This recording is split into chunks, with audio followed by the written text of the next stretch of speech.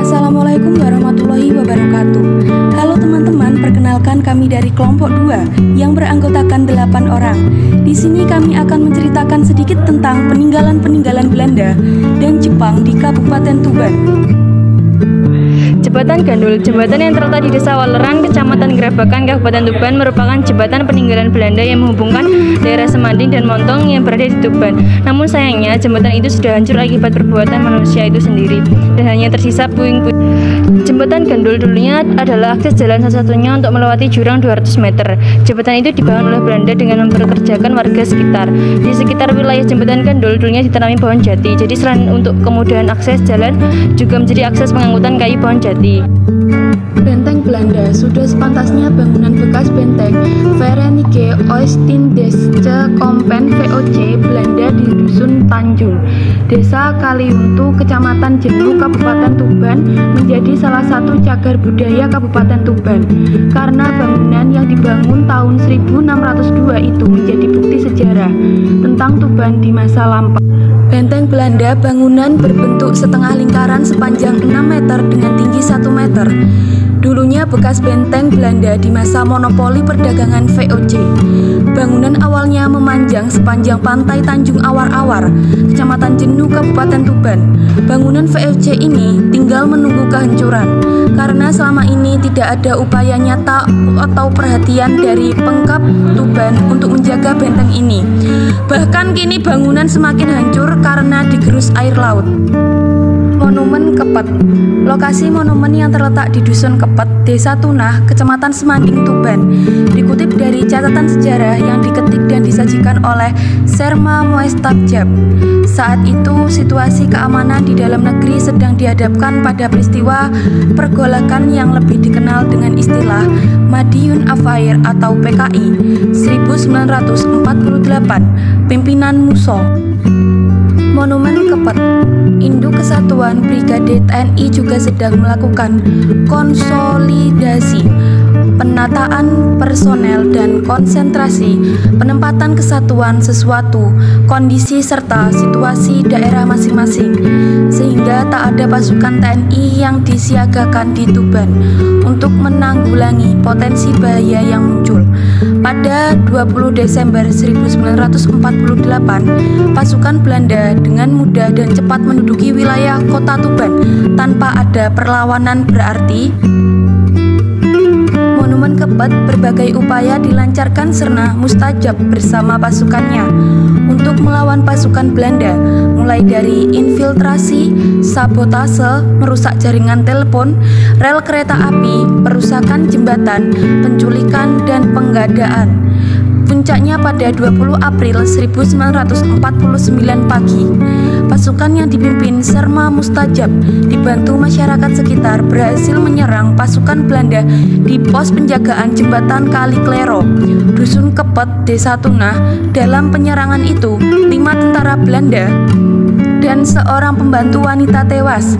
Untuk mengenang pertempuran itu, sebuah monumen yang dikenal dengan Monumen Kepet didirikan. Goa Ngerong yang terletak di Kecamatan Rengel, Kabupaten Tuban, Jawa Timur. Goa Ngerong terkenal karena keindahan serta adanya sumber mata air yang keluar dari dalam gua. Di dalam gua ini terdapat ikan tawes dan kura-kura yang menjadi salah satu daya tarik tersendiri yang hingga saat ini masih menyimpan mitos yang belum terkuak. Selain ikan dan kura-kura, pada siang hari pengunjung dapat menikmati ribuan kelelawar yang bergelantung di atap gua. Selain alamnya yang indah, ribuan makhluk hidup yang ada di dalam gua menambah keunikan Goa Ngerong. Dahulu Goa Ngerong juga digunakan untuk tempatnya persembunyian rakyat Rengel ketika kekejaman Belanda dan Jepang dikerahkan. Sumur minyak. Jejak keserakan penjajah dapat dilihat dari keberadaan sumur-sumur minyak tua yang tersebar di sejumlah daerah, khususnya Kabupaten Tuban. Ratusan sumur minyak peninggalan Belanda dapat ditemukan beberapa pelosok bumi Ronggolawe tersebut. Salah satunya yaitu lapangan minyak Kawenang di Kecamatan Senori, Kabupaten Tuban. Lapangan minyak yang menjadi penopang kilang Cepu tersebut dibangun bersandingan dengan lapangan Ngelondo dan lapangan Ledok pada tahun 1894. Penggalian sumur minyak di desa setempat dilakukan Belanda, namun tenaga menggunakan warga pribumi dengan sistem kerja paksa. Bahkan sebagian besar lokasi sumur merupakan tanah hasil rampasan dari masyarakat sekitar. Pada tahun 1942 sempat terjadi peralihan dari Belanda ke Jepang. Namun kekuasaan Jepang tak bertahan lama sehingga Belanda kembali datang ke desa Banyurip. Belanda datang kembali ke tempat itu sekitar tahun 1948. Mereka membangun kembali bangsal dan loji untuk para pekerja yang telah dibakar Jepang. Namun kedatangan Belanda kali kedua tidak menggunakan sistem penjajahan. Pengelolaan sumur minyak dilakukan dengan memberikan sistem upah bagi pekerja dan juga memberikan ganti rugi bagi warga pribumi pemilik lahan. Kolam Maindu, kolam atau bak penampungan air yang berada di Desa Maindu, Kecamatan Montong, Kabupaten Tuban, merupakan salah satu peninggalan kolonial Belanda.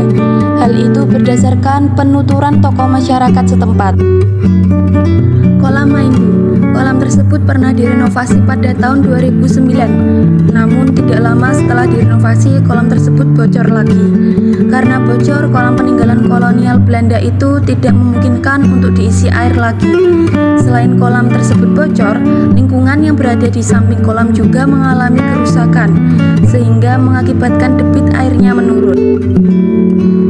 Pantai Glondong Gede, 18 Desember 1948, pukul 20.00 WIB, pasukan marinir Belanda mendarat di Pantai Glondong Gede, Tuban, sambil melepaskan tembakan secara membabi buta.